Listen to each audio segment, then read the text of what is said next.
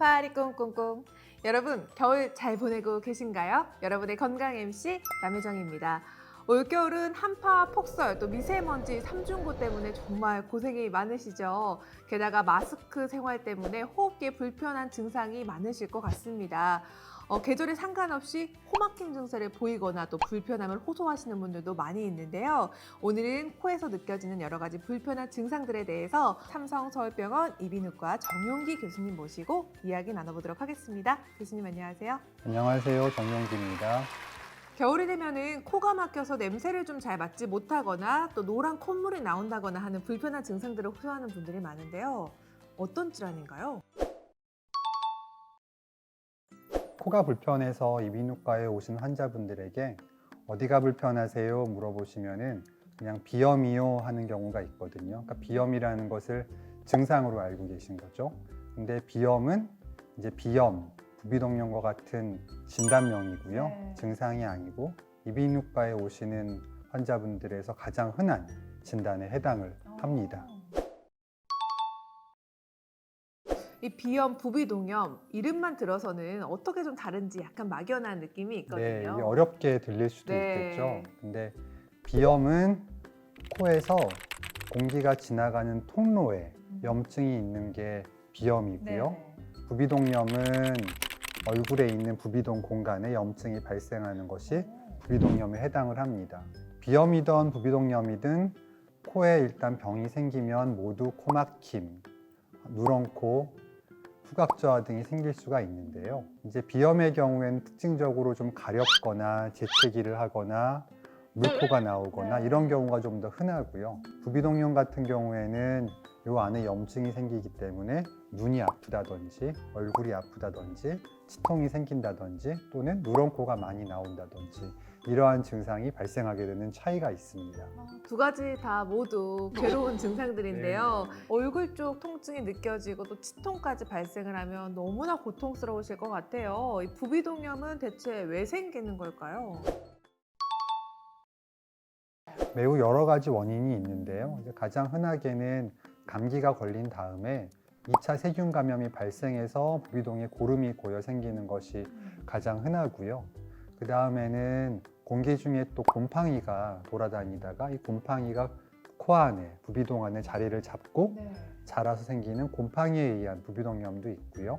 면역학적 원인으로 코 안에 점막이 계속 부어서 물혹을 만들어서 염증을 일으키는 경우도 있고 또는 부비동 바로 밑에 있는 치아에서 고름이 발생해서 이 치아가 부비동으로 올라가서 발생하는 치성 부비동염도 있습니다.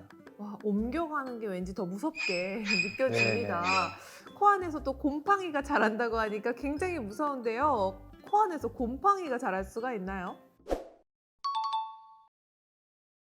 환자분들에게 코 안에 곰팡이가 있습니다. 그러면 소스라치게 놀라는 경우가 있는데요. 한번 가만 생각해 보세요. 여러분 집에 곰팡이가 어떤 데 자라나요?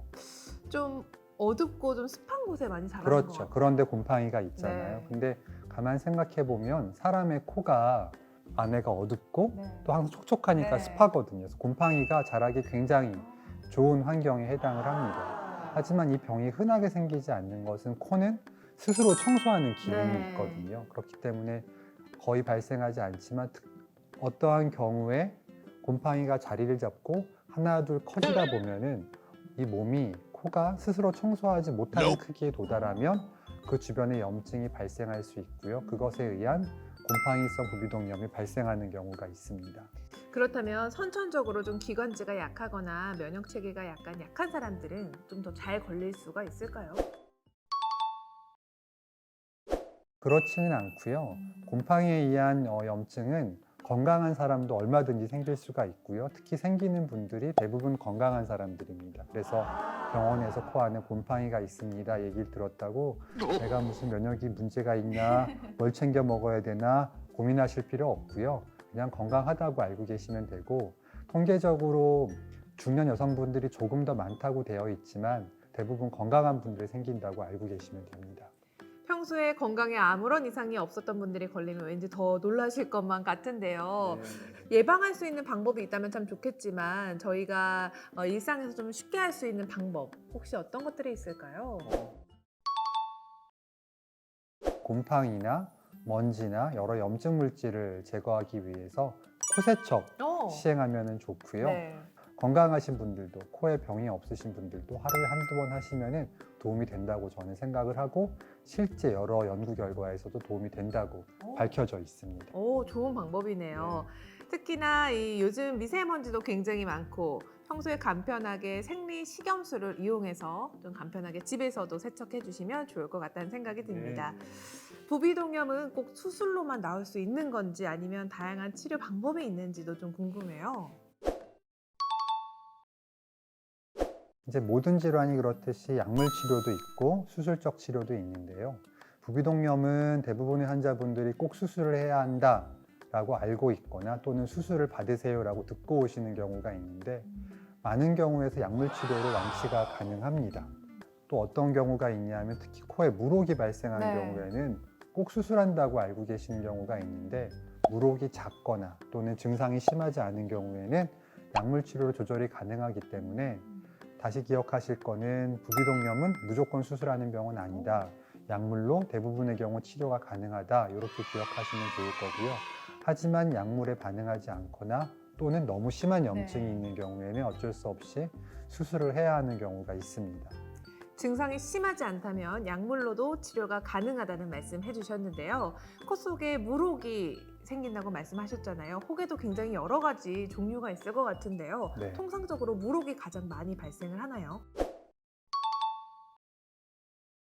네, 그렇습니다. 저희가 물혹이라고 얘기하는 거는 말 그대로 물혹이잖아요. 네. 그래서 코 안에 물이 차 있는 것처럼 부종에 의해 발생하는 것이 물혹입니다.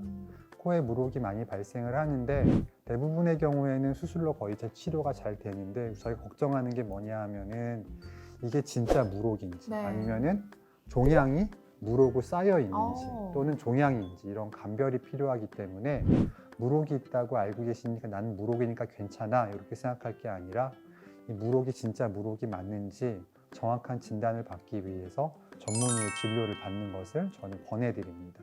네, 말씀 주셨듯이 모든 증상은 아주 작은 자각 증상이 느껴지더라도 정밀하게 검사를 받아보시는 것이 더 좋을 것 같습니다. 수술이 예전에는 좀 많이 힘들다고 얘기들이 많았는데요. 요즘에는 좀 어떤 추세인가요? 이제 병원에 오셔가지고 코 수술 받으세요 그러면 예전에 나 너무 힘들었어 못 받아 이렇게 얘기하시는 분들이 많거든요. 예전에는 코 수술을 받으면 조직도 많이 제거하고 수술하고 긴 거즈를 넣었다가 빼기 때문에 너무너무 힘들어 하셨는데 최근에는 수술 기구도 발달하고 방법도 많이 개발이 돼서 정상 조직은 거의 건드리지 않고 염증만 제거하거든요. 그래서 수술하고 바로 일상생활로 복귀하실 수 있습니다. 빨리 수술받고 큰 후유증 없이 잘 나을 수 있기 때문에 예전에 그런 무서웠던 기억은 다 지우셔도 됩니다. 예전에 무서웠던 기억은 다 지우셔도 된다는 희소식을 전해주셨습니다. 수술을 해도 재발이 쉽다는 얘기가 있던데요. 맞습니까? 부비동염은 수술하면 안 된다. 특히 어르신분들 중에서는 코 수술은 하는 게 아니야. 이렇게 알고 계신 분들도 있는데요. 그렇지 않고요. 아까 말씀드린 여러 가지 원인 중에서 2차 감염에 의한 세균성 부비동염 또는 곰팡이가 들어있는 곰팡이 부비동염 같은 경우에는 수술로 거의 다 완치가 되고요. 수술 받으시면 재발하는 경우는 흔치 않습니다. 근데 이제 코에 점막이 부어서 물혹이 된 경우에 이런 경우는 이 물혹을 수술로 다 제거를 해도 이 점막이 다시 물혹처럼 변하는 경우가 있습니다. 분명히 그런 경우가 있는 거는 사실이고요. 그래서 이런 경우에는 수술로만 치료하는 게 아니고 전 환자한테 어떻게 말씀드리냐 하면 환자분 이 병은 수술이 50이면은 외래 치료가 50입니다. 그래서 이번 50은 잘 됐으니까 저하고 외래에서 치료를 잘 하면 잘 나을 수 있습니다. 이렇게 말씀을 드립니다. 예전보다는 확실히 치료 방법도 좀 다양해진 것 같고 수월해지고 또 후유증 같은 것들이 확실히 적어졌기 때문에 좀 안심하고 치료에 임하셔도 좋을 것 같습니다. 최근에 부비동염을 치료할 수 있는 신약이 개발되다는 반가운 소식이 들려왔는데요. 사실인가요? 네, 사실입니다. 와. 여러 가지 부비동염 중에서 이제 물혹이 발생해서 자꾸 조직이 붓는 부비동염 같은 경우에는 수술하고 자꾸 붓는다고 제가 말씀을 드렸잖아요. 2019년 미국 FDA에서 그런 물혹에 관여하는 특정 인자를 차단할 수 있는 생물학적 제재들이 개발돼서 허가가 되었습니다. 우리나라에서도 올해 초 2월이나 3월 예상하고 있는데 허가가 될 것으로 판단을 하고 있고요. 물혹이 있거나 또는 물혹이 있는데 치료에 반응하지 않거나 재발했던 그런 환자들에게 사용하면 매우 좋은 결과가 있을 것으로 예상을 하고 있습니다. 코가 단순히 조금 아프고 또 콧물이 난다고 해서 다 부비동염이라고 할 수는 없는 거잖아요. 네. 본인이 좀 느낄 수 있는 자각 증상 같은 것들이 있을까요? 일단은 비염하고 부비동염을 구분하는 것이 가장 중요한데요. 네. 말씀드린 것처럼 비염은 이 코 가운데 통로에 염증이 생기는 거기 때문에 재채기, 가려움, 물코 이런 것들이 주로 생기고요.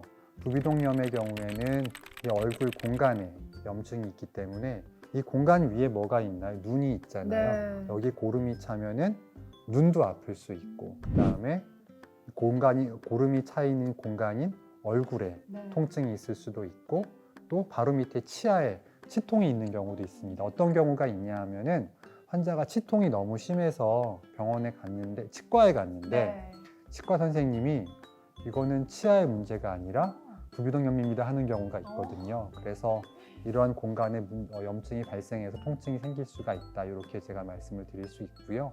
심하면 이러한 염증이 눈 안으로 들어간다든가 또는 머리로 올라가든가 그럴 수도 있습니다. 그래서 통증이 심한 경우에는 조금 더 부비동염을 시사하는 소견이라고 말씀을 드릴 수가 있습니다. 네, 오늘 교수님과 함께 알아본 코의 불편한 증상부터 부비동염 치료 방법까지 여러분들에게 아주 많은 도움이 되셨을 것 같습니다. 특히나 이 궁금했던 부비동염에 대한 정확한 정보들까지 얻어가실 수 있어서 유익한 시간이 아닐까 싶은데요. 가장 궁금하신 점들 하단에 댓글로 남겨주시면 빠른 대답 드리겠습니다. 또 자세한 진단이 필요하시다면 병원에 내원하시는 게 가장 좋으시겠죠? 오늘 시간 내주신 정용기 교수님께 다시 한번 감사의 말씀 드리겠습니다.